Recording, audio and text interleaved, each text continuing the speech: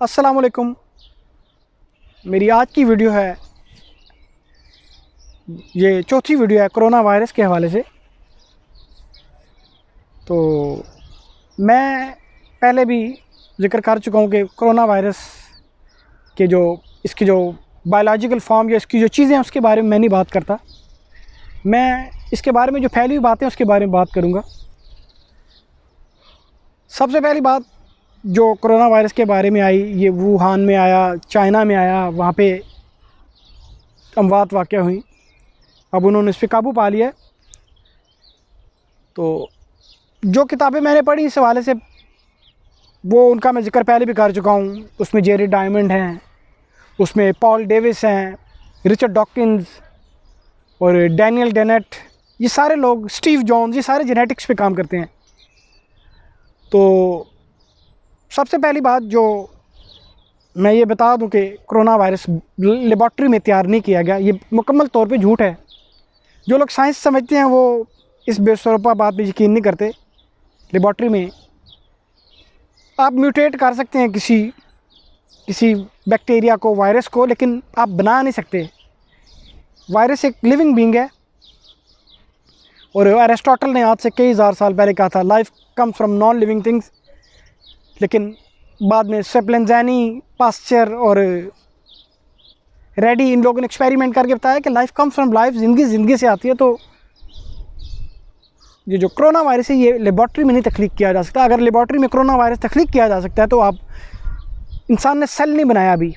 Cell अगर आप बना लें तो आप लंग्स भी बना सकते हैं, आप हार्ट भी बना सकते हैं, आप किडनीज़ भी बना सकते हैं। दूसरों की किडनीज, हार्ट ट्रांसप्लांट हो जाती हैं। मैंने अभी तक, आज तक कभी नहीं सुना कि किसी के लंग्स ट्रांसप्लांट हुए हों। तो ये बात तो सरासर गलत है कि लेबॉर्ट्री में तैयार किया गया। लेकिन आप इसको म्यूटेट कर सकते हैं। उसके बाद फ्यूचर में अगर आप कोई बैक्टीरिया डिस्कवर करते हैं, क्योंकि कोरोना वायरस बहुत अरसे से एग्जिस्ट करता है, आप इसको ट्रांसफ़र कर सकते हैं। मैं इसके लिए आपको, अब ये कैसे फैलता है या कैसे मल्टीप्लाई होता है या कैसे लोगों में जाता है, इसकी बड़ी सिंपल सी एक मिसाल है। आप लोग घर में दही जमाते हैं, दही तैयार करते हैं, तो दही एक बैक्टीरिया से बनता है। तो ये जो दही का जो बैक्टीरिया, ये कोई आज का नहीं है, ये सदियों से है। ये वो बैक्टीरिया जो हमारे लिए हेल्पफुल है। हम चाहते हैं कि ये फैले और पूरी दुनिया में ये बैक्टीरिया ये ना हो तो आप दही नहीं बना सकते। और आप एक छोटा सा एक हिस्सा दही का दूध में डालें तो पूरे दही में वो दही जो है वो दूध जो होता है वो योगर्ट बन जाता है, दही बन जाता है। सिमिलरली ये जो कोरोना है, ये भी लोग कहते हैं ये रिप्रोडक्शन सिस्टम होता है इसका। डेफिनेटली ये मल्टीप्लाई होता है, लेकिन ऐसा कोई नहीं है कि मल्टीप्लाई होता है। ये यूनिसेलुलर ऑर्गेनिज्म के बारे में जिन्होंने पढ़ा है, जो लोग जानते हैं, एमीबा, यूग्लिना, पैरामीशियम, क्लाइमोडोमोनस, तो ये जो वायरस है, कोरोना वायरस, ये एक लिविंग बीइंग है और इसका डीएनए भी है, इसका आरएनए भी है और इसका आरएनए बहुत पावरफुल है। वो साइंटिफिक बातें अगर की जाएँ तो बात बहुत मुश्किल हो जाती है। उसके बाद दूसरी बात कहते हैं कि ये गले में अटक जाता है, गले में आ जाता है। तो जो लोग साइंस समझते हैं उन्हें पता है कि हमारे थ्रोट के अंदर, नाक के अंदर नेसल साइनसेस होते हैं, थ्रोट के अंदर लेरिंग्स, ये मेरी बेटी को भी पता है, वो 6 साल की है। लेरिंग्स, एसोफेगस और ये चीज़ें होती हैं जो हमारे सेंसर करती हैं खाने और सांस की नाली के लिए। तो अगर ये वायरस बैठता है तो नेसल में बैठता है, थ्रोट में बाद में आ सकता है। तो सबसे पहले आपको अपनी नोज़ को प्रोटेक्ट करना चाहिए। आमतौर पे कोई भी फ्लू है, आप कंजस्टेड एरिया जहाँ पे लोगों की तादाद ज़्यादा हो, वहाँ पे, वैसे भी सर्दियों में यूरोपियन कंट्रीज़ में फ़्लू बहुत होता है। वो डिफरेंट किस्म का फ़्लू है, उसकी कोई मेडिसिन नहीं है। आप 3-4 दिन आराम करते हैं, आपकी सेल्फ म्यूटेशन, सेल्फ इम्यूनिटी उसको ठीक कर देती है। ये साइंटिफिक बातें हैं। उसके बाद आते हैं, एक किसी अमेरिकन ने नावल लिखा, मुझे उस नावलिस्ट का नाम भूल गया है, उसको टीवी पे भी दिखाया गया। उसने फ्यूचर के बारे में बात की है, कैसे बाकायदा उस शहर का नाम भी दिया है। तो इस सारी वो साजिश है, उसके ज़रिए हुआ। तो फ्यूचर के बारे में नावल आज से नहीं लिखे जा रहे, पहले से लिखे जा रहे हैं। H.G. वेल ने फ्यूचर के बारे में काफ़ी सारे नावल लिखे। फ्रांस का एक नावलिस्ट है यूल्स वैगन, उसने काफ़ी सारे नावल लिखे। सारे नावल्स का अगर जिक्र किया जाए तो वो अलग एपिसोड बन जाती है। फिर जॉर्ज ऑरवेल ने एनिमल फार्म और 1984 दो नावल लिखे, वो भी इसी सिलसिले से रिलेटेड है। तो उसके बाद अमेरिका में हॉलीवुड, बॉलीवुड, जितने भी वुड हैं, उन्होंने फ्यूचर के बारे में काफ़ी फिल्में बनाई हैं।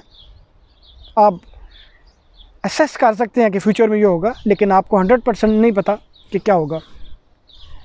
फिर आते हैं जी नानो चिप और माइक्रो चिप की बातें करते हैं कि उन्होंने चिप बनाई है, वो बिल गेट्स और पता नहीं किस किस से स्टोरियाँ उन्होंने जोड़ी हुई हैं।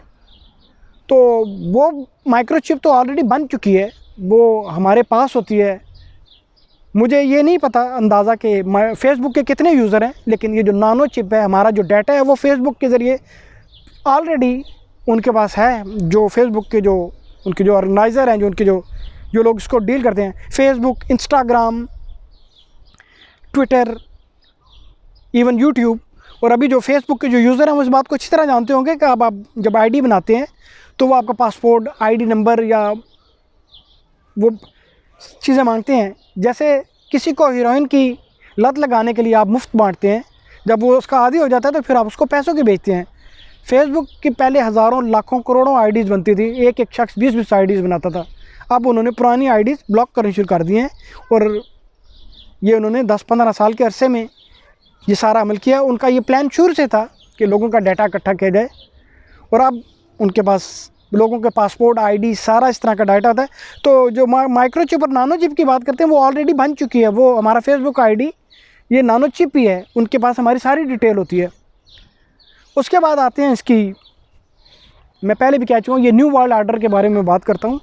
ये वाकई एग्जिस्ट करता है दुनिया में। कुछ लोग ऐसे हैं, कुछ उनको इल्यूमिनाती का नाम देते हैं, कुछ इनको न्यू वर्ल्ड ऑर्डर कहते हैं, कुछ इनको यहूदियों के साथ मंसूब करते हैं।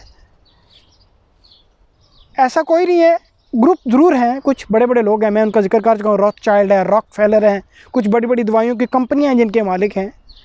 वो चाहते हैं कि दुनिया पे हमारा तसल्लुत हो। तो अभी कोरोना वायरस के आने से पहले Donald Trump federal reserve bank जो होता है, फेड उसको कहते हैं, उसको हुकूमत की तहवील में लेना चाहता था। इससे उनकी काफ़ी ले दे हुई। इस फेडरल रिज़र्व बैंक, फेड और IMF, ये सारे सिलसिले जुड़े हुए हैं। तो उसके बारे में बात हुई, उन्होंने अपना सोना रख दिया और सोने के बदले उसके जो पैसे, उसको प्रॉफिट उनको मिला करेगा, कुछ इस तरह की बातें हुई थी। तो 15 मार्च को, या मेरा ख्याल है 13 या 14 मार्च को, बुध का दिन था, मुझे एग्जैक्ट डेट नहीं याद, उसने कोई ऐलान किया और उस दिन के बाद से पूरी दुनिया में जहाँ जहाँ उसने फ़ोन किया सब जगह लॉकडाउन हो गया। और ये सारी चीज़ें बाद में सामने आ जाएंगी, लेकिन इसमें वक्त लगेगा। तो मेरा जहाँ तक अपना ज़ाती ख़याल है कि ये लोग भी ये पहले से जानते हैं कि कितने लोग मरेंगे, और इन्हें ये भी पता है कि कौन से लोग मरेंगे। तो जब आप शतरंज खेलते हैं तो किसी शतरंज की बाजी को जीतने के लिए अपने मोरों को भी मरवाना पड़ता है। तो जब ये सारा टारगेट इनका अचीव हो जाएगा तो वो जो कुछ करंट डेफिसिट की भी बात कर रहे हैं, अमेरिका के जो सीरियन और इराक वार में जो करंट डेफिसिट थे उनको रिकवर करने के लिए ये सारा खेल खेला जा रहा है। वो बात काफ़ी हकीकत पर मबनी लगती है मुझे। ऐसा हो सकता है क्योंकि रुकी हुई रकम को दोबारा चलाने के लिए, रिसाइकिल करने के लिए कोई ना कोई ऐसा खेल खेलना पड़ता है कि आप किसी महकमे को, किसी कंपनी को या किसी बड़े लेवल पे इदारों को पहले उनको स्टॉप करें, उनको ख़त्म करें और उसको दोबारा से राइज़ करें। उसके लिए करेंसी को मूव करने के लिए कभी जंगों का सहारा लिया जाता है, कभी बीमारियों का सहारा लिया जाता है, कभी बड़े बड़े मुल्क लोगों को कर्ज़ा देते हैं। तो जहाँ तक ये जो लोगों का कहना है कि ये खुद से बनाया गया है, ये मुकम्मल तौर पे गलत है। ऐसा कुछ भी नहीं है। और अगर आपको नहीं इस पे यकीन आता तो आप देख लें पैरामीशियम को, यूग्लिना को, एमीबा को, इसके कोरोना के वायरस को इसको स्टडी कर लें। गूगल पे इस पर काफ़ी ज़्यादा रिसर्च है। और आपको मैं एक और भी बात बताता चलूँ कि ऐसी बहुत सारी चीज़ें हैं, बहुत सारे वेबसाइट हैं, जब आप गूगल पे सर्च करते हैं वो नहीं खुलते। कोई ऐसा शख्स है, कोई ऐसे लोग हैं जो इसको कमांड करते हैं कि आप गूगल पे अपनी मतलब की चीज़, कुछ चीज़ें नहीं खुलेंगी आपकी। इवन फेसबुक पे भी कुछ चीज़ें अगर आप सर्च करना चाहें या आप उस पर अपलोड करें, वो डिलीट हो जाती हैं या कैंसिल हो जाती हैं या आपको वो ब्लॉक कर देते हैं। तो ये बीमारी है, ये इससे बहुत ज़्यादा अमवात हो रही है। और आप देखें कि बड़े बड़े मुल्कों में जिनका मेडिकल का सिस्टम दुनिया का बेस्ट गिना जाता है, जहाँ पे हमारे गरीब मुल्कों के लोग इलाज करवाने आते हैं, उन्हें अपने मुल्क के डॉक्टर्स पे एतबार नहीं होता, उन मुल्कों में अमवात ज़्यादा हो रही हैं। तो इससे ये साबित हुआ कि अमीर मुल्कों का मेडिकल का सिस्टम इतना अच्छा नहीं है। तो कोशिश करें कि घरों में रहें, इस वबा से बचें, अपना और अपने बच्चों का ख्याल रखें, क्योंकि जब ये फ्लू का सिलसिला ख़त्म होगा, यकीनन 15 मई के बाद ये इसका असर कम होना शुरू हो जाएगा, तो वही ज़िंदगी दोबारा वैसे ही चलने लगेगी। तो ये जो लोग ठीक हैं, सेहतमंद हैं, जिन्होंने अपना ख्याल रखा, वही दोबारा इस दुनिया को चलाएंगे। तो फ्रेंच गवर्नमेंट में, चूँकि फ्रांस में French government, Pakistani government, Italian, German सारे ये जानते हैं कि ये ख़तरनाक बीमारी है, लेकिन इसीलिए उन्होंने लोगों से कहा कि आप घरों में रहें, आप घरों में रहें, ख़ुद को प्रोटेक्ट करें। और मेरी वीडियो को लाइक करें, मेरे चैनल को सब्सक्राइब करें और खाएं पिएं। अल्लाह हाफ़िज़।